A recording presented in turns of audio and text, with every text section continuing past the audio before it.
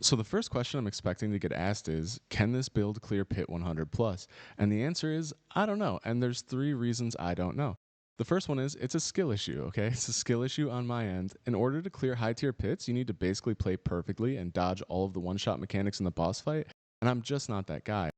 The second thing is, when I make videos like this, I'm not taking the time to farm and optimize my gear before doing demonstrations.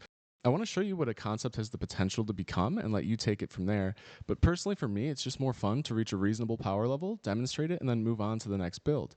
And the third thing is, most builds that are reliably clearing pit 100 plus are making use of bugs or exploits at this point, and that's fine. No hate to those builds at all, but just as a matter of fact, we don't have any of those.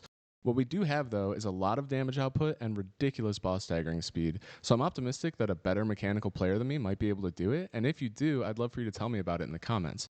Now, having said all of that, we can definitely clear pit 61, which is all you need to be able to do in order to masterwork your gear, and we breeze through Nightmare Dungeon 100 like it's nothing. I'm going to show you one more clip here to demonstrate our boss stagger speed. Pay attention to the stagger bar. This is a Nightmare Dungeon 100 Tomb Lord, and we start the fight by staggering him in like 7 seconds, even after having to get out of one of his mechanics.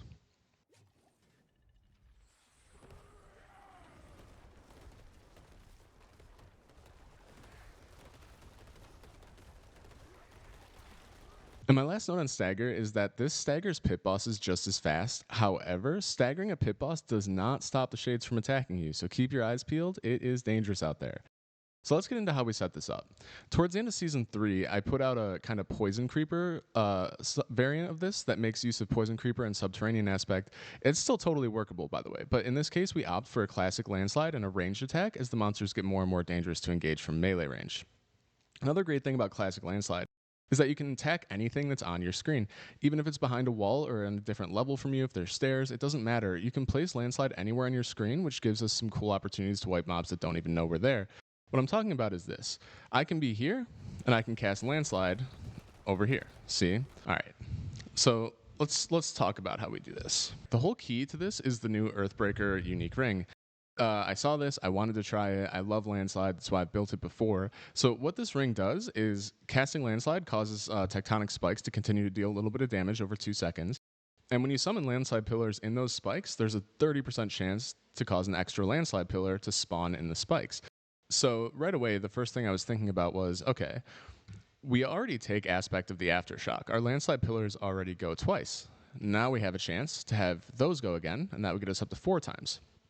And then I noticed in the new tempering manuals, you can get a chance for Landslide projectiles to cast twice. So my immediate plan here was, how do we double, triple, quadruple dip Landslide instances and just stack as many of them as we can, as fast as we can? And the result of it is honestly kind of ridiculous. Let's take a look at this. We're just going to stack, stack, stack, and you see how our damage ramps here? It's actually kind of nutty. There's so many instances of these landslides hitting. They're all hitting for over 1 million when all of our buffs are up, and it just absolutely melts everything in really quick succession, and it has great stagger to it for a couple of reasons as well. The first one is, so those tectonic spikes, you know, they're not doing a lot of damage for us, but they are creating the chance for more landslides. The other thing they're doing is stacking hits, and on this ring, you see a lucky hit, you have a chance to slow. So that slow is going to contribute to our stagger. Also on our gear where we can, we're taking chance to immobilize and chance to stun. That's A, to contribute to the stagger, but primarily it's so that we can generate terror motes with our landslide. When we don't have Poison Creeper, we need a new way to get terror motes to get those big landslide hits, and I'll talk a little bit more about that once we get into the tree. Going through the gear quickly, like I said, it's not optimized gear, but I will tell you about the aspects. And on the D4 planner that's linked, I did put what I believe to be best in slot on the gear, but I really encourage you to tinker with it. Because like I said, I do move on to the next build, so there's a lot of things I maybe haven't tested, but this setup is very, very good. So we're using Ballistic on the helm. This will work with any amount of Fortify, which we're just going to have all the time. So our Earth skills gain +2 ranks. We love to have that, and we did take that lucky hit chance to immobilize. We're taking Cyclonic Force on our chest. I tried a few things. The armor cap is way lower now than it was before, so I don't really think we need Juggernauts. And taking the DR just seems good. And yeah, we take a chance to stun there as well. On the gloves, like I said, we have Aftershock. We want to just ramp and have an endless landslide going, like an avalanche of landslides. And so we're going to keep this aspect all the time. We also took Earth Lucky Hit Chance on this. You could roll whatever on the other side. I took Crowd Control Duration, but Earth Lucky Hit Chance is good. We are a very lucky hit focus build, getting those extra landslides, getting our Earth and Might, getting a chance to restore resource, all kinds of things. So Lucky Hit Chance will never steer you wrong here. Now, we're using Temerity, and the reason for Temerity is mostly so that we can constantly get conceded. We're overhealing all the time, and we're doing it just by attacking. See? Boom, Temerity's up. And so we want the conceded damage bonus. Temerity gives us that. It also is really helpful if you're pushing harder content to have that barrier. Everything one-shots you, and sometimes this might be what keeps you alive. In my case, this is a pretty low roll of the barrier, but it's still useful, and offensively, I think it's our best choice. We're taking Quicksand on our boots, and this says that damage from Earth skills slows enemies hit by 44% for 5 seconds. The reason we want to do that is to create CC, and we want to create CC because we take Crash Stone, where Earth skills deal multiplicative damage to crowd-controlled enemies. These two things work really well in tandem. I'll also point out that the way this is set up, I never ever run out of Spirit. But if you are, you can swap Conceded for an Umbral, and this Quicksand will just keep that Umbral going, and you'll stack more and more Spirit. I don't personally think it's needed, at least not by the time you have a decent setup, but keep that in mind. We're taking Natural Balance. Now, I don't want to upset anyone because this isn't a pure Earth Druid, but the opportunity here is too good to pass up. Casting a Storm skill grants your Earth skills 45x crit damage for 4 seconds. So the simplest way to do this is just to take Wind Shear, and we also take Cyclone Armor. If you cast either of those, then for the next 4 seconds, you get a huge boom on your Earth skills. It's worth doing every 4 seconds. Cyclone Armor you can use even if it's not pushing anyone back, and it's easy enough to just throw a Wind Shear into your rotation to make sure that buff stays up. A lot of damage from that. And then on our amulet, we are putting Retaliation. Our core skills deal increased damage based on your amount of Fortify. If you've seen my other video, I do consider this to be our best aspect. The reason it's on an amulet and not a two-hander is because we actually can take an extra aspect now. Earth Druids for a long time have opted for a two-handed staff, and that's because we have a legendary Paragon node that wants us to get a lot of damage to crowd controlled, and the two-handed staff rolls that implicitly.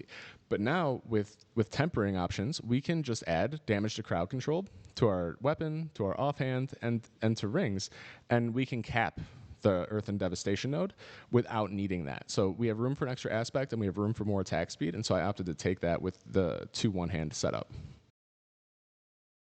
All right, and that's basically it for the gear. Let me really quickly go through the skill tree here to show you how we're set up. So we're taking Wind Shear. I mean, the movement speed option is really great. It's maybe better. I opted for additional Spirit because if I am using this for the buff, that's fine. But if I am using it because I somehow couldn't get an Earth and Might proc and I ran out of Spirit, I really want to get it back fast. So Wind Shear allows us to keep that natural balance up. 1 out of 3 in Heart of the Wild, which we could actually put more here, but I didn't see the point. And it's just to get us to 3 out of 3 in Wild Impulses. We want more damage. As many points as we can get into Landslide and the Primal Landslide with the Terramotes. This is why we want to immobilize and stun all the time, because this gives us big hits. Earth and Bulwark is just here for a quick and easy unstoppable. I recommend not using this at all until you need it. It's a get out of jail free card for just a second, but the actual barrier from this is not going to survive any kind of tough content. It just gets absolutely imploded, but it is a great quick 2-point unstoppable source, and you just hold it until you need it. Cyclone Armor, you could argue to max this and get more DR. I didn't. And we're using this every 10 seconds. It intensifies. We get more DR out of it. Just seemed like the right choice. We always take 3 out of 3 for the resistances here. It makes life easier. And we take 3 out of 3 for 15% DR after we use a defensive skill. Between these two, we can keep this up pretty often. It's a 6-second buff, so it's pretty good. 5 out of 3 in Nature's Reach. Now, I wish this was 3 out of 3, and the reason for that is because I have 2 ranks on my amulet. It's the best I could roll right now. I really wanted to get ranks of Crushing Earth, like you'll see in the build planner, I think is the best option for the amulet. Or you could take ranks of Envenom, and I'll get into why we're using Envenom in a second. I know it's a bit confusing, but anyways, this basically says that we get multiplicative when we attack distant enemies. We're trying to stay back. That's our whole plan. We want to attack from range. We're using Boulder, taking the chance with any Fortify, we get 20% increased crit chance. I know Boulder is kind of a meme if you don't use Dolmen Stone, but the fact is, when we want to stay back, if you get swarmed, you can just chuck a bowling ball and get everyone off you, and as they're rolling back, you can hit them with Landslides, which also gives you Nature's Reach. Boulder has a lot of utility for us, and don't forget, we're trying to get Earth and Might procs, which is hits from Earth skills, and you can hit like 50 times with one cast of Boulder if you get it into a good mob. So it does give us a reasonable enough chance to restore our resource in a pinch. 3 out of 3 for all these Earth nodes, just more damage to slowed, stun, immobilize, knock back. And we have 4 or 5 over 50 all the time. That's another more damage. Crit strikes, fortifies for 9% life. I mean, you saw how often we're critting, right? Like, this is, we just fortify instantly. You can see the fortify bar. Yeah, not a problem for us at all. All right, and now the confusing one. One into Neurotoxin just to get 3 out of 3 in Envenom. I've talked about this before. Envenom is our best node. That's one of the reasons Poison Creeper is so popular here. We don't have that, but what we do have is a legendary Paragon node that is a chance for enemies to get immobilized and stunned on lucky hit. We stack a lot of lucky hit. This happens a lot, but certainly in every boss fight you will see this happen. So we will still get this buff against bosses because of legendary Paragon node, and I'll show you that when we get to the Paragon board in a little bit. Petrify. Big Petrify guy. I think it's fantastic. It gives us a lot of damage. It gives us stun. It's great CC. It's just a great ability. We're going 3 out of 3 into Defiance for more damage, 3 out of 3 in Natural Disaster for more damage, and 3 out of 3 in Resonance for more damage, and we get an even bigger buff because we're using Storm Strike or Cyclone Armor. And then 1 out of 3 in Circle of Life. This gives us a little bit of heal when we use Spirit, but if we walk into a room at full health, we cast one right away, boom, Temerity is up because we have gotten Overheal. And then Earth and Might. Damage enemies with their skills, 5% chance to restore all of our spirit and cause our attacks to be guaranteed crits for 5 seconds. It's actually a 15% chance if it's a crit and a 25% chance if the target is stunned, immobilized, or knocked back. We're taking stun and immobilize all the time. And don't forget, you can knock them back with Boulder. And so, yeah, it's just, we're going to try and get this to proc as often as we can. Looking at our spirit boons, so we're taking wariness. This is because I was, pushing deeper content. I actually really like Gift of the Stag too. Like, if you're not pushing hard content, go with Gift of the Stag. Earth and Might's going to give you an extra 20 spirit every time it procs, and it's great. But if you find yourself squishy at all, or you're trying to push, harder content, wariness is the clear choice at that point. We're bonded with the Eagle. We're taking increased crit chance, and we're taking 30x crit damage.